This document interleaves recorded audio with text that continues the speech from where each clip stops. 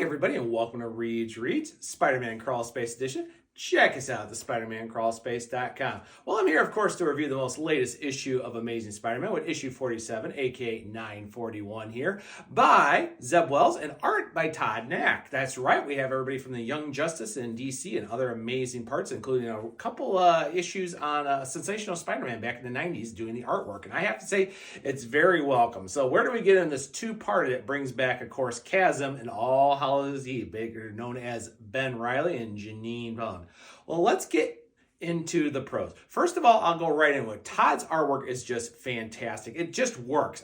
He's just got a style to it that works really great for Spider-Man. Everything from the horror aspects at the beginning of the issue when we see with, All Hallows Eve with Janine wearing her Jason mask like do it, as well as the little parts where the powers between Chasm and some of the other horror aspects of it is really well done. But then he just hits everything right on Spider-Man. He hits everything from the costume to the fight scene with some of Roderick Kingsley's men. Even the date scene with Shay is actually pretty nice. It feels like a normal piece. The facial expressions, the atmosphere, everything. And believe it or not, it's actually not too bad, the date scene, despite the fact what leads to the setup for Peter and Shay, who was, of course, the nurse from Ravenscroft the last couple issues that we met with Aunt Anna. It's actually nice. They come out as pretty normal things and kind of a little awkward, and it's kind of a nice piece. And even better is when Spider-Man actually defeats Roderick Kingsley's men, he's competent. He's using his powers in a good way, and he stops him. And I also like the fact that we have a little pieces between Betty Brant and Spider-Man that, of course, has been sorely lacking in the fact that we haven't seen her in almost 2 years since the whole Hobgoblin storyline happened.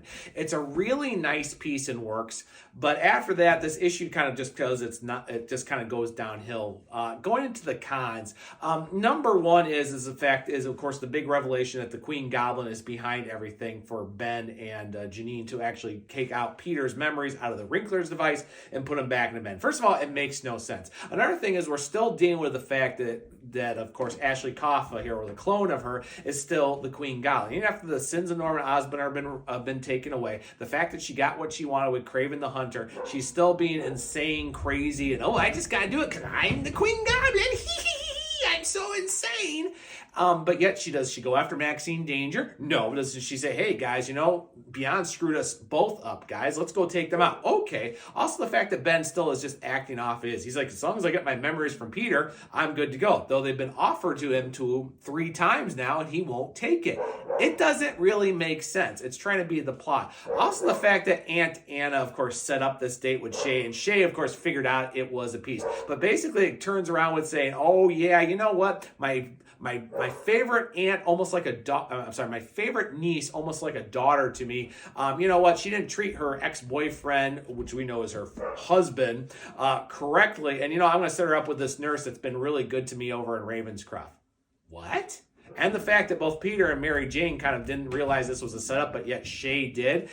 The dinner scene is nice and everything, and of course Peter walking away to help Betty take care of everything with getting the Wrinkler device to try to get Ned Leeds, as well as the fact that they're doing it. But the fact is, it doesn't really make much sense on that too. Also, the Living Brain 2.0, the fact that it's using adware sense, the fact they get yelled at by both ESU and the Oscorp people that these 2 grad students are being stupid and they're going to make this all blow up. But like, what's the Living Brain going to do with AdSense? I'm like, well, would that mean they have access to every mobile device if it's run to wear, which means then the Living Brain could control every mobile device or smart device in the world?